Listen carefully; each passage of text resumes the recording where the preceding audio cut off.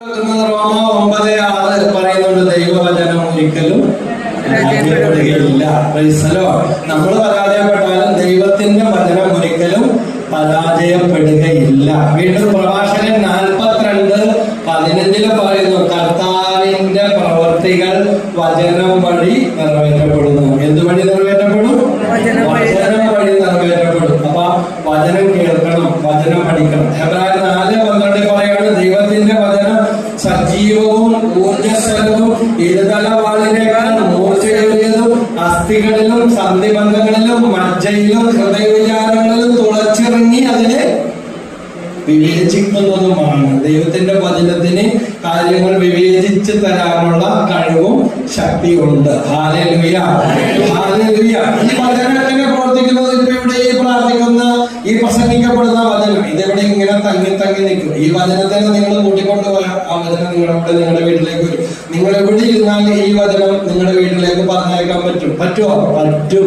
സങ്കീർത്തനം 147:15 കർത്താവ് ഭൂമിയിലേക്ക് കൽപ്പനകൾ അയക്കുന്നു, പായുന്ന വചനത്തിന്റെ ശക്തി കടന്നു വരുന്നു. ശബ്ദത്തെ വെല്ലുന്ന മിസൈലുകൾ ഇന്ത്യ കണ്ടുപിടിച്ചു, അല്ലെങ്കിൽ ഇന്ത്യയുടെ കയ്യിലുണ്ട്, ഇസ്രായേലിനുണ്ട്, USA ഉണ്ടെന്ന് പറയുമ്പോൾ അതിനേക്കാൾ വലിയ മിസൈലാണ് കർത്താവിന്റെ വചനം. ശബ്ദത്തെക്കാൾ വേഗതയിൽ സഞ്ചരിക്കുന്നു. ദൈവത്തിന്റെ വചനത്തിലാണ് ഇതെല്ലാം പറഞ്ഞിരിക്കുന്നത്. Hallelujah, hallelujah.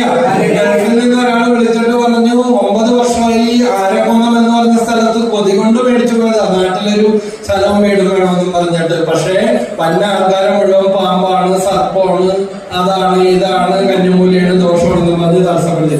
അപ്പൊ വളരെ ഏത് വചനം പ്രാർത്ഥിക്കണം. പ്രധാന ശുശ്രൂഷ യൂട്യൂബിലൂടെ കണ്ടതാ. അങ്ങനെ സങ്കീർത്തനം 147:15 വചനം പ്രാർത്ഥിക്കാൻ പറഞ്ഞു. ഹല്ലേലൂയ.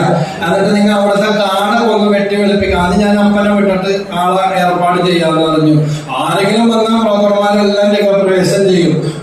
ഒന്നുകിൽ പട്ടി തിന്നണം, അല്ലെങ്കിൽ പശുവിനെ കൊണ്ട് തീറ്റിക്കൂല എന്ന് പറഞ്ഞ പോലെ വന്നവരെ മുടക്കി വിടും. കഴിഞ്ഞ 9 വർഷമായിട്ട്. പക്ഷെ വചനം വെച്ച് പ്രാർത്ഥിച്ചപ്പോ റെഡി കാഷായിട്ട് 20 ദിവസം ഈ വചനം പറഞ്ഞ് പ്രാർത്ഥിച്ച്. പ്രൈസലോ. ഇവിടെ ഓരോരുത്തരും വർഷങ്ങളായിട്ട് വെച്ച് പ്രാർത്ഥിച്ചിട്ട് ഒരു അനക്കവും ഓരോ കാര്യത്തിലും പറ്റുന്നില്ല. വചനം വിശ്വസിക്കണം. പ്രൈസലോ, ഹല്ലേലൂയ. വചനം പ്രാർത്ഥിക്കണം, വചനം മാംസം ധരിക്കണം. 20 ദിവസം പ്രാർത്ഥിച്ചു, ആള് വന്നു, റെഡി ക്യാഷ് എല്ലാം പക്ക, എല്ലാം ഓക്കെ ആക്കി വെച്ചിട്ടുണ്ടായിരുന്നു. 6 ദിവസത്തെ ലീവിന് വന്നിട്ട് 90 ലക്ഷത്തിന് കച്ചവടം കാശ് മേടിച്ച് പോക്കറ്റിൽ ഇട്ടിട്ട് പോയി. ഹല്ലേലൂയ. യേശുവേ നന്ദി, യേശുവേ സ്തുതി. അപ്പൊ ദൈവവചനത്തിന്റെ ശക്തി ഇതാണ്. നമുക്ക് ആവശ്യമായതെല്ലാം